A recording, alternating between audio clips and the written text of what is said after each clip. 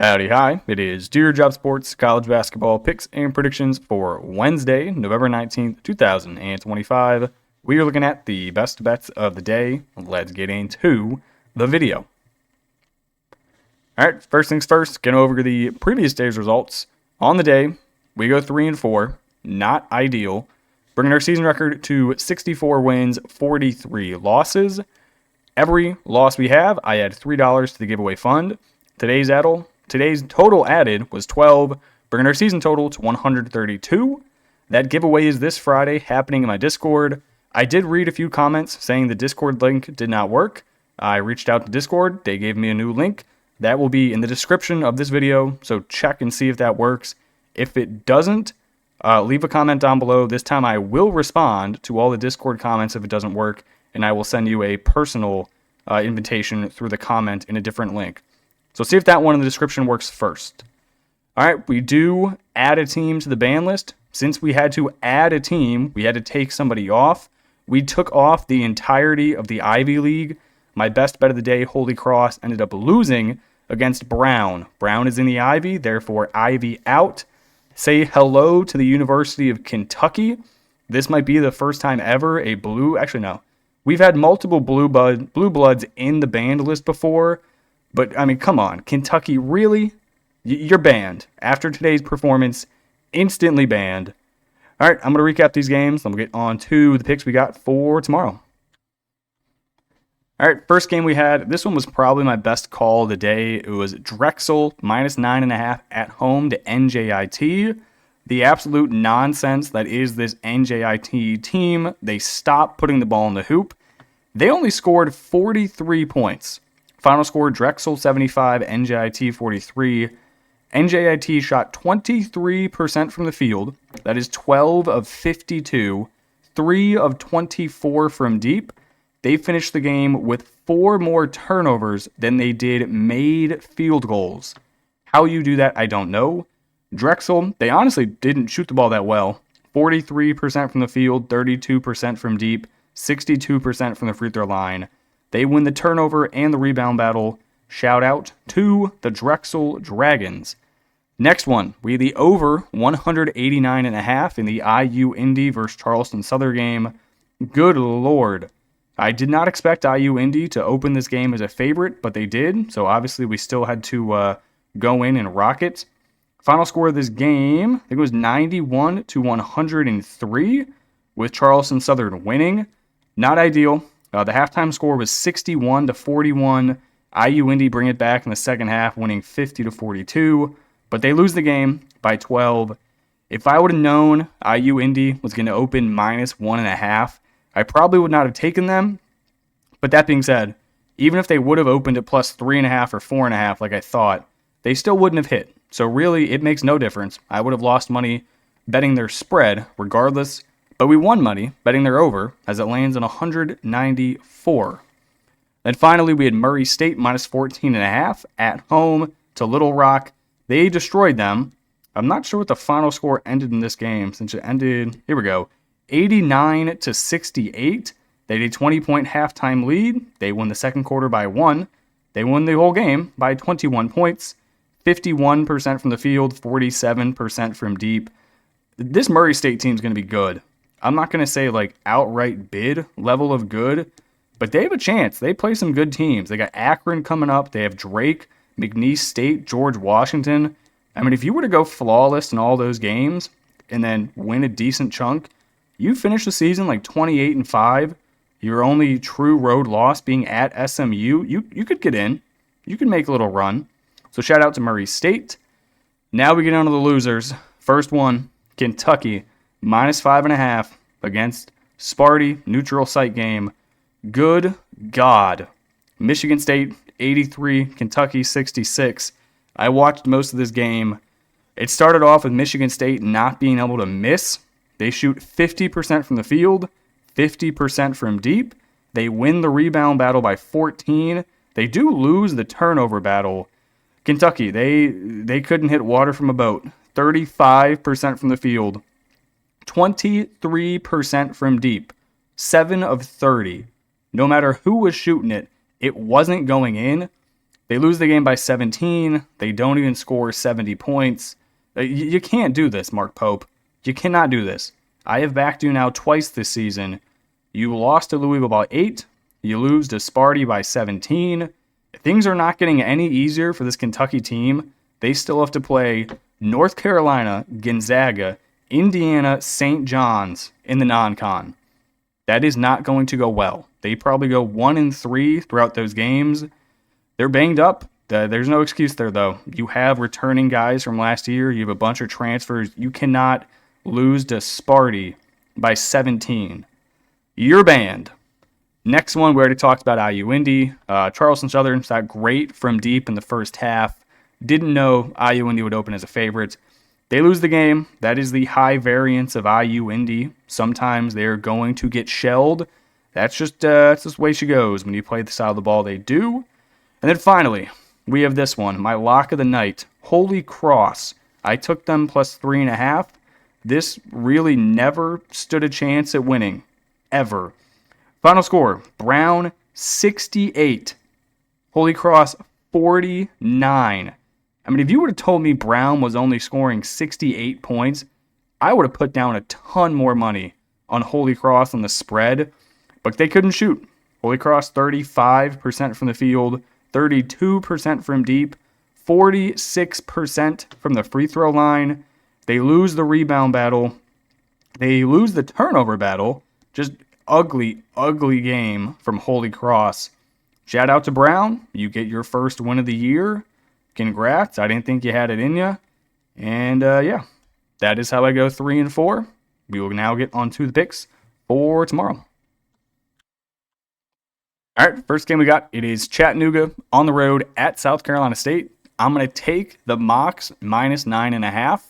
We've been fading South Carolina State ever since they got destroyed in their first game of the year against Louisville. They cannot score. Yes, this is their home opener, which is semi-concerning. But the fact that Chattanooga's 1-3 and are laying 9.5 should be telling you who to bet. Chattanooga, their 3 losses this year, they are to St. Mary's by 19.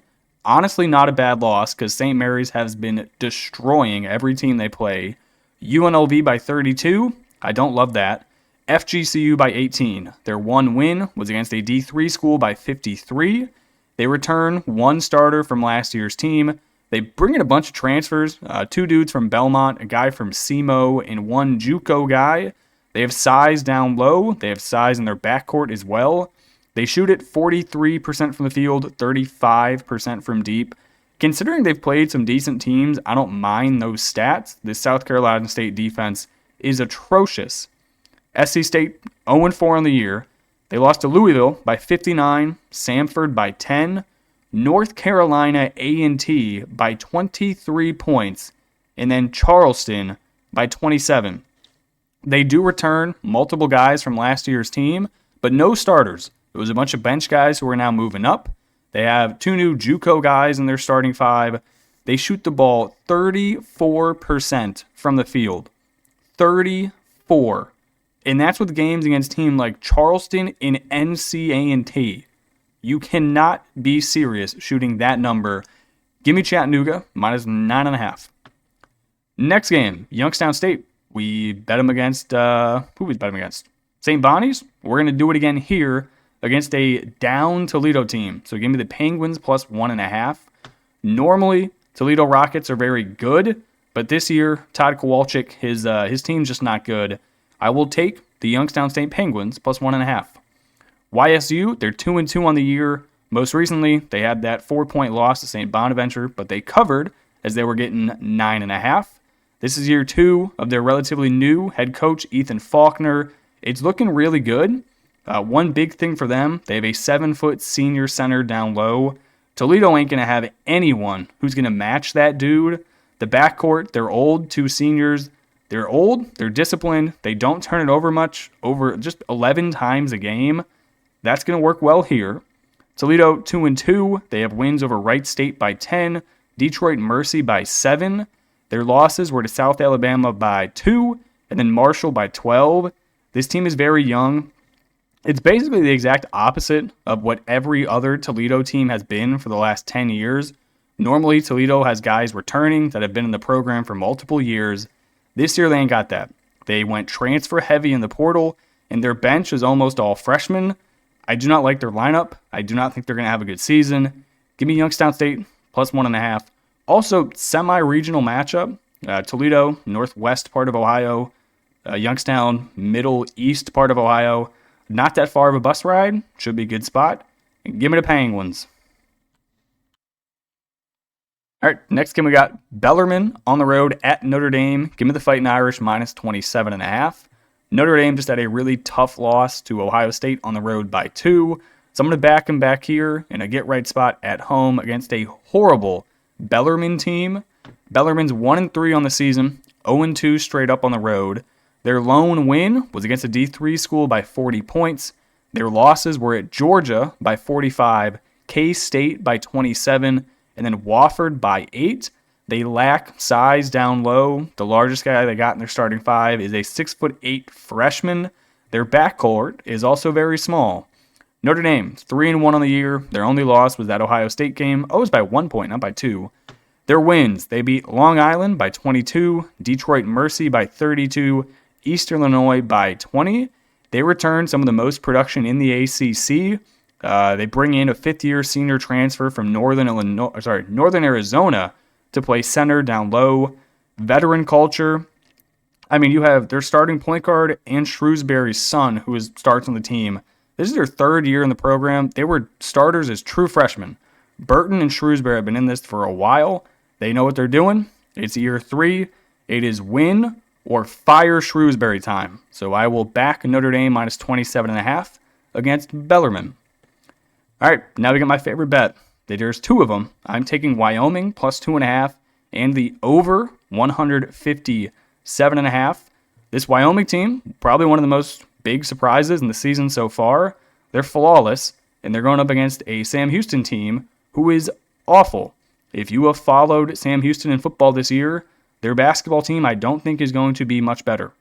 Wyoming, 4-0 on the year. They got wins over Cal State Fullerton by 10, Austin Peay by 14, Portland by 37, and then some random Division II school by 1 billion. This is their first road game of the season, but it's a pretty good spot for a road game. Sam Houston doesn't really have the best home court advantage. Wyoming, they're shooting at 48% from the field, 38% from deep. They are a transfer portal team. They only returned 1 dude from last year's lineup. They have size down low. They like to play to quick tempo. They're going to be tough to prepare for at home for Sam Houston. The Bearcats, they are 1-2 on the year. Their only win coming against a Division III school by 36. Their 2 losses were 2 bye game losses where they honestly didn't play bad. Texas Tech, not by 12. That was by 21. I think I mistyped that. And then Utah by 6. That was legitimately by 6. I do think they used up most of their energy in that Utah game. That was kind of an absolute thrill over game. They questionably could have won. I think they come out flat. This is their first home game against a D1 team.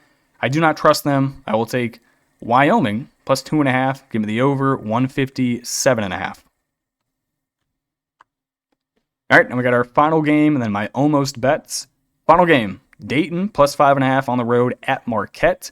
I think this is one of the better matchups of the day. You got 2 teams who are most likely going to be bubble times when it comes down to picking teams for March Madness.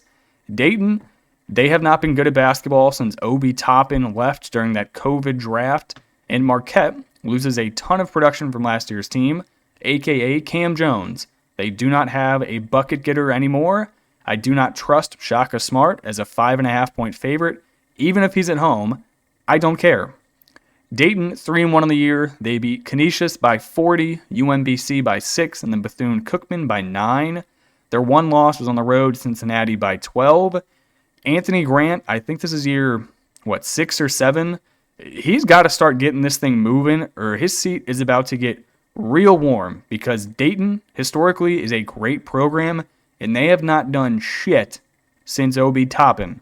They returned 2 starters from last year's team. They hit the portal for some front court pieces. They're big down low. They're going to be tough to stop. I don't know if Marquette can do it. Marquette, if you know college basketball, you know what you're getting. This team, they return tons of production every single year. It may not be from the starting lineup from the previous season, but their bench guys, they just simply move forward.